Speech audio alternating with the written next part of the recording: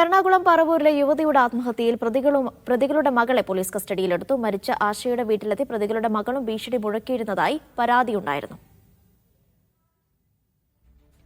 Lydia Jacob വിവരങ്ങൾ നൽകും. Lydia, എപ്പോഴാണ് ഇവരെ കസ്റ്റഡിയിലെടുത്തത്? ഒപ്പം തന്നെ ഈ മറ്റ് രണ്ടുപേർക്കായുള്ള അന്വേഷണം എങ്ങനെയാണ് പുരോഗമിക്കുന്നത്? അനീഷ, അല്പം മുമ്പാണ് ഇവരെ കസ്റ്റഡിയിലെടുക്കുന്നത്.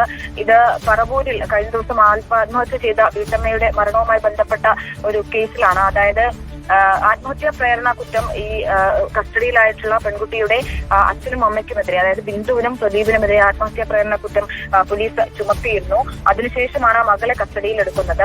അതായത് ഈ മകളും വീട്ടിലെത്തി, ഈ സമീപ ദിവസങ്ങളിൽ വീട്ടിലെത്തി ആശയെ ഭീഷണിപ്പെടുത്തിയിരുന്നു എന്നാണ് പോലീസ് പറയുന്നത്. അത്തരത്തിലുള്ള തെളിവുകളും കാര്യങ്ങളും ലഭിച്ചതിനെ തുടർന്നാണ് മകളെയും കസ്റ്റഡിയിലെടുത്തിരിക്കുന്നത്. ആത്മഹത്യാ പ്രേരണ കുറ്റം മകളുടെ പേരിൽ കൂടി ചുമത്തും.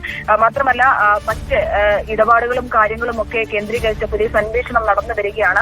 പ്രദീപിനെയും ബിന്ദുവിനെയും അടക്കം കസ്റ്റഡിയിലെടുക്കുകയും ഒക്കെ ചെയ്യാനുള്ള നടപടികളും കാര്യങ്ങളും ഒക്കെ ആരംഭിക്കുകയാണ്.